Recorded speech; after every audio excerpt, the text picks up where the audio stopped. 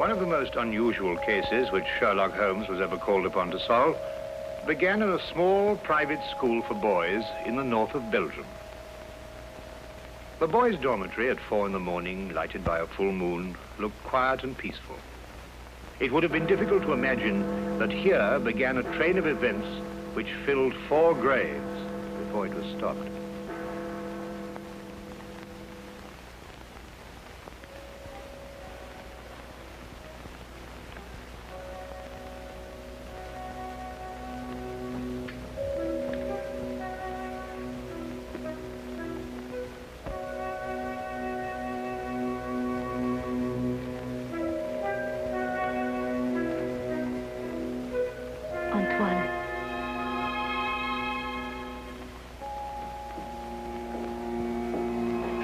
Antoine.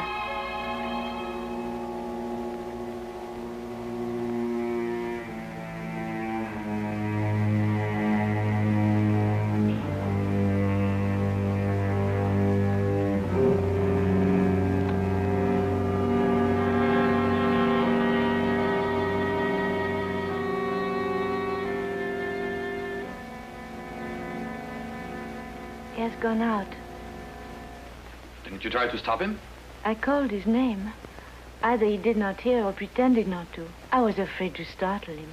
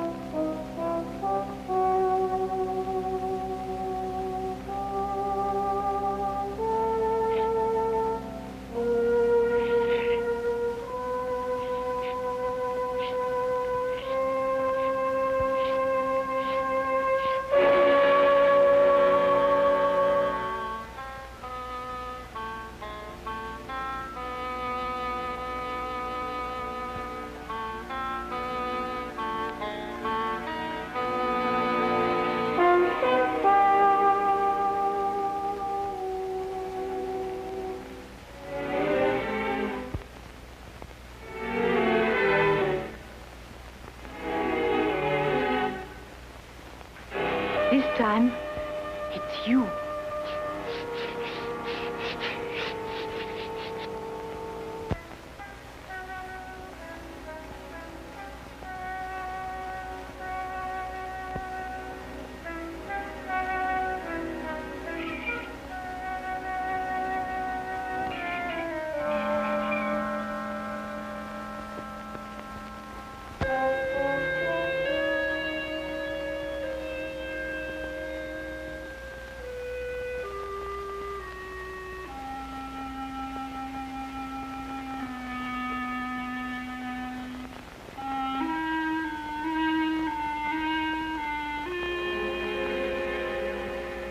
Monsieur Caron, is there nothing wrong? No. Nothing, Antoine. Go back to sleep. What are you going to do? The police? It will be the end of my career. Should have to close the school. Send the boy away? Would that stop it? I suppose not. It's horrible. 3 deaths in 3 months. Each one foretold by the writing on the church steps. I still think the police... No. But your own life... I've never felt in better health. And if I'm careful to keep out of drafts and avoid falling downstairs... How can you joke at a time like this? There's a man in London He's solved cases even more hopeless than this. Sherlock Holmes? You thought of him? Let me write to him. And ask him to do what? To come here, investigate. Find out who is responsible for those deaths and how a schoolboy can tell in advance who is next to die. And have the school invaded? Our teachers questioned? Our boys terrorized? I'll do my own investigating, Mademoiselle Grande. In my own way.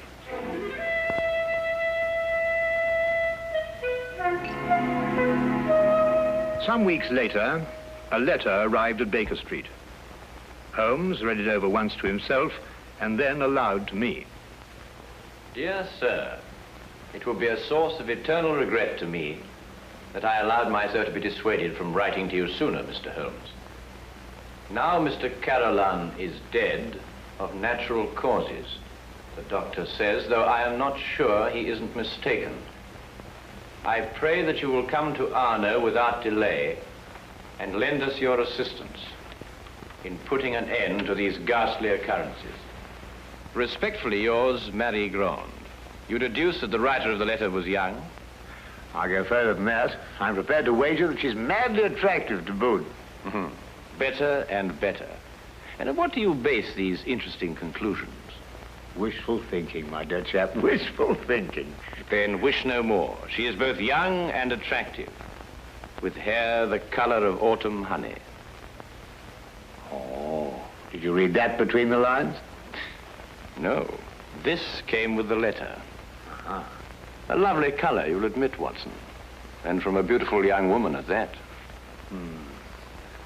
Now, come, Holmes. That's neither logical nor factual, and you know it. You aren't the only one privileged to think wishfully, my dear Watson. Bravo. So you're going to take the case? Yes, and if you pack for us both, I'll arrange for tickets.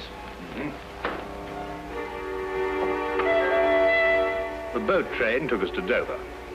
By mid-morning the following day, Holmes and I were sitting in the headmaster's study at the Arno School in the presence of Mademoiselle Marion Crawford, who was indeed extremely attractive, with hair the exact shade of autumn honey. Then you're quite sure you've told me everything, Mademoiselle Crawford? That is only the matter of the old woman, but I don't think it's important. Well, let me be the judge of that, mademoiselle. Her name is Madame Soulet.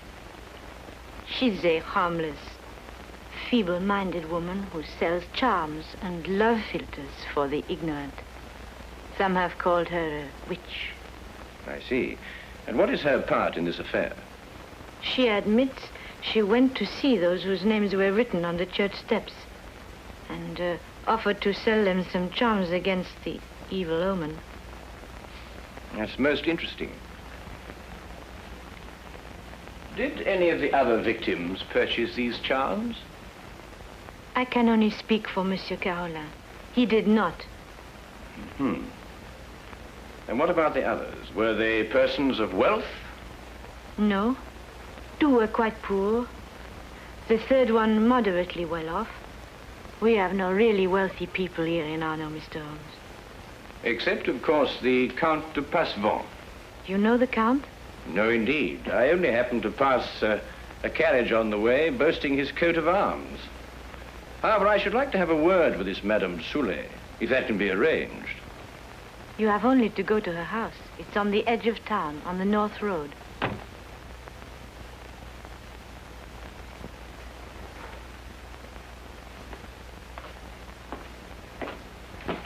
Monsieur Manelli, this is Monsieur Holmes and his friend Dr. Watson. Monsieur Manelli, our new headmaster. How do you do? How do you do? Now that you're here, Mr. Holmes, we have hopes at last of getting to the bottom of this terrible affair. Thank you, sir. I can only hope to do my best. Mademoiselle Grande has given you all the facts? All the facts at her command. Perhaps you can supply some additional ones. I am sorry, no. Mademoiselle Grande was the favorite member of the faculty here. She had Monsieur Carolan's confidence, not I. I see. And now that I've had the honor of meeting you gentlemen, I hope you will forgive me if I go to meet my class. But certainly. By the way, mademoiselle, Dr. Dimanche is waiting in the vestibule. Did you send for him? Yes, I did. I'll go and fetch him. I'll be back directly.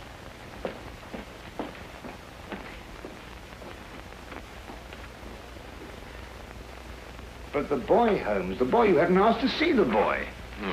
The boy can wait, Watson. Yes, but why? Surely he's the most significant part of it. No, because he did the writing on the church steps. Why, yes. Well, I suppose in that case you'd say that the chalk also had significance. No, that was just an instrument. Precisely, my dear Watson. Precisely.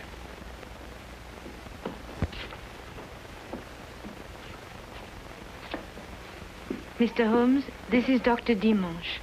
Mr. Holmes and Dr. Watson. Delighted. How do you do, Doctor? Always happy to meet a colleague. Thank you, so am I. I hope I haven't kept you waiting. I came as soon as I got Mademoiselle's message. Won't you sit down? Thank you. Mademoiselle Durand tells me that you're the physician who attended Monsieur Carolan shortly before he died. Yes. My last examination of him gave me no hint of what was coming. I see, and yet you're positive he died of natural causes. There's no doubt about it. I believe 3 other persons died recently in Arno, shortly after their names appeared on the church steps. Did you attend them also? Arno is a small town. I'm fortunate or unfortunate enough to be the only doctor here. Previous to your present fortune, or misfortune, you practiced in Paris, I understand. I see Mademoiselle Grand has briefed you well. I told nothing of your past, Doctor. Then how do you know? Well, you dress with the flair of a Parisian. And if you've been living here any length of time, I should imagine you would have acquired a more homespun costume. I might have ordered these from Paris. On the income of a country physician, what do you think, Dr. Watson? Hardly likely, Holmes. Capital, Mr. Holmes. Your powers of deduction have not been overrated. But you didn't ask me here to discuss my clothes or my income. How can I help you? Dr. Dimanche, of what exactly did Monsieur Carolan die? Heart failure. Were you carried out a post-mortem? There's no need. The signs were obvious. I see. And you saw nothing suspicious, either in the case of Monsieur Carolan or of the other victims? Not one thing, Mr. Holmes. That's interesting. Perhaps you'd care to put forward a theory of your own as to the connection between the prophecies and the deaths. I have no theory. The explanation lies either in the most extraordinary combination of coincidences or in some sort of prevision on the part of the boy, Antoine. Do you believe in prevision or telepathy? Years ago, my professor at Salpêtrière did suggest there might be something in it. For myself, I don't know. I neither affirm nor deny. Then I believe you can tell me nothing more for the present, Dr. Dimanche. Don't hesitate to call on me again. No, I must go back to my surgery. I may have a patient waiting. You never can tell. I'll be here early tomorrow afternoon for the monthly examination, mademoiselle.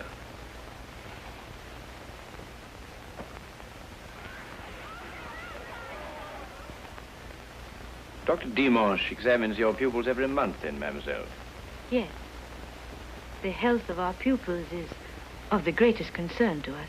And so it should be, Mademoiselle Gant. And so it should be. You know, it's an extraordinary thing, the odd and assorted illnesses that crop up in a boys' school. Vous devriez prendre place à cette heure au lieu de courir dans les couloirs. Allez maintenant. That is he. So that's the boy who on 4 separate occasions was able to foretell the death of a citizen of Arno. Well, there must be some logical explanation for it. There is, Watson, there is. Holmes, do you know how it was done? Yes, that part was simple. Our main difficulty will come when we try to prevent the 5th murder.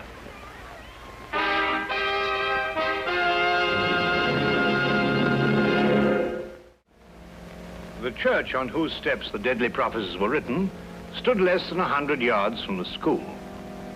I had supposed that Holmes, with his usual attention to detail, would want to examine it thoroughly, but once again he surprised me.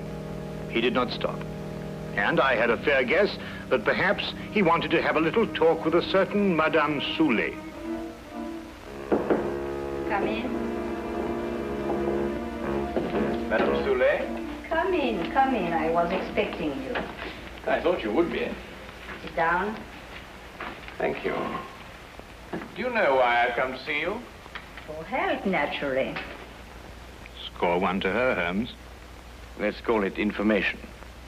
Trifling bits of information such as how came the boy by his deadly prophecies? Whose hand was it made them come true? Suppose we start with a bit even more trifling. You offered charms to the victims. But how did you know who they were before they were struck down? There were no announcements made. If the Englishman will cross my palm with English gold, You'll tell me? I will give the Englishman a filter, warranted to make him see so clearly and think so lucidly that all mysteries will be revealed to him. Each is as potent as the belief of the one who buys and uses it. If those four had bought instead of turning me away, who knows? But they did turn you away. And now all are dead. May I sell you a filter, sir? It will guard you against harm. Come, Watson.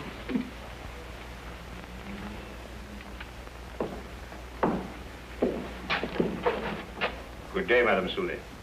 You are a wise man. You say little and listen well. Good day to you, sir.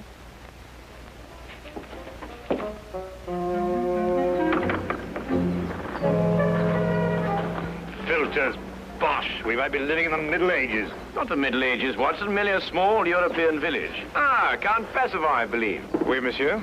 How do you know? I saw you in your carriage, sir. Ah, are you enjoying your stay in our village, Mr. Holmes? Do you know me, Count? I saw you from my carriage. Ah, bravo, Count. As you say in France, touché. May I introduce my very good friend, Dr. Watson? Enchanté, docteur.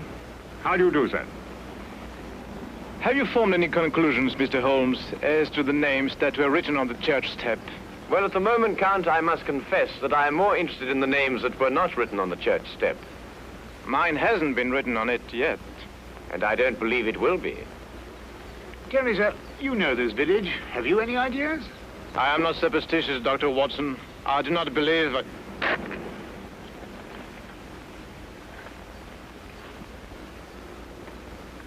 You're not superstitious, Count? Madame Soulet's filter, at least, can do no harm. Good day, monsieur. Good day. There were a few points about this case which Holmes thought could best be cleared up in Paris. He had asked me to go alone, as the following night there would be a full moon, and he wanted to stay in Arno to be on hand, just in case.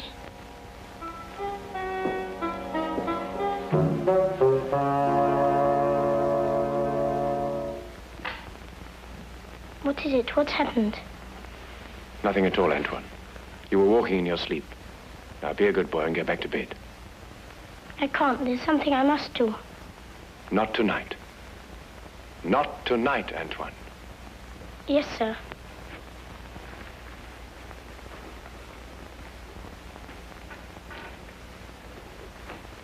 What does it mean? It means that nothing further will happen tonight. Sleep well, Mademoiselle Grand.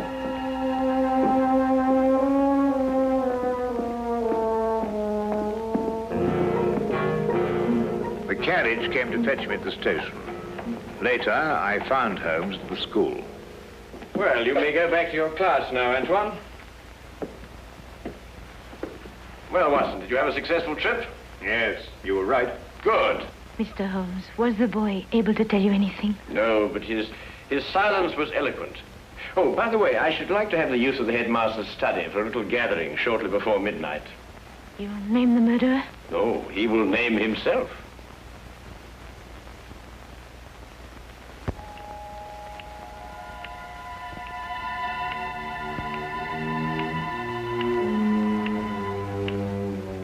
It's almost midnight, Mr. Holmes. Must we wait much longer? Ah, good evening, Count. I think you all know Count Passavant. Count, you met Dr. Watson in front of Madame Soulet's cottage. Would you be so good as to take that chair, Count? I expect you're all wondering why you've been invited here at such a late hour this evening. Well, we are concerned with the murder of Monsieur Carolan and of 3 other citizens of Arno before him. Mr. Holmes, sure they died natural death. I happen to believe that they were murdered. Now, the question is, with what motive? Profit? But these were ordinary people of modest means. The murderer could scarcely hope to enrich himself at the cost of their lives. Now, a thought occurred to me, and I decided to go and see Count Passavant and ask him if his life had been threatened too. It has been. And this is the feature of the case that most intrigues me. Blackmail has often been the prelude to murder, but here, for the first time, murder became the prelude to blackmail. What was demanded of you, Count? 100,000 francs. And if you didn't pay? My name was next to appear on the church steps. So you see, extortion was the motive from the first. And to that end, an atmosphere of terror was built up by means of 4 successive murders. It would take a man of superhuman courage to resist. But, Mr. Holmes, the names were written by one of our pupils. What possible connection could an 8-year-old boy have with such a scheme? Yes, Antoine. Just an unwitting tool. Of whom? The blackmailer must be someone who could have poisoned 4 people. Don't distress yourself, Madame Soulet. The killer meant suspicion to fall on you. But a person of your simple habits wouldn't play so dangerous a game. No. There is a suspect close at hand, who not only had an expert knowledge of poisons, but to whom the boy has been far more accessible.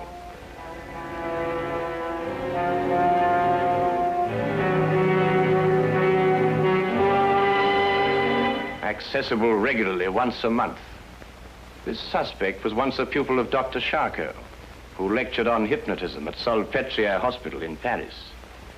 It would have been as easy for him to send Antoine on his monthly errands as to wind up a mechanical toy. Dr. Watson. Yes? Yesterday in Paris, you made certain inquiries into the character and education of this suspect. What did you discover? I discovered that he was a spendthrift and a wastrel who had quit Paris in order to escape his creditors. It's a lie. Calm yourself, Dr. Dimanche. I, too, have dabbled in hypnotism. This morning, Antoine and I had a little talk. I suggested that he come down here at midnight and point out the person who instructed him to write on the church steps. The person he was instructed not to remember when out of the hypnotic trance. It lacks but 1 minute to 12 now.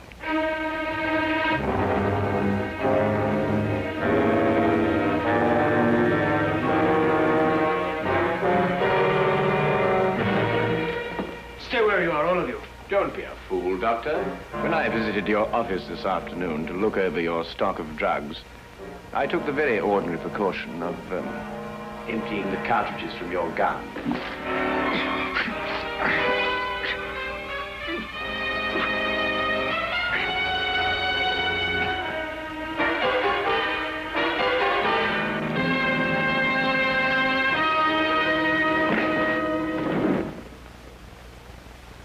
Should we wait for the boy to make the identification, Mr. Holmes? Mademoiselle, Mr. Holmes's deductions are always completely truthful and completely accurate.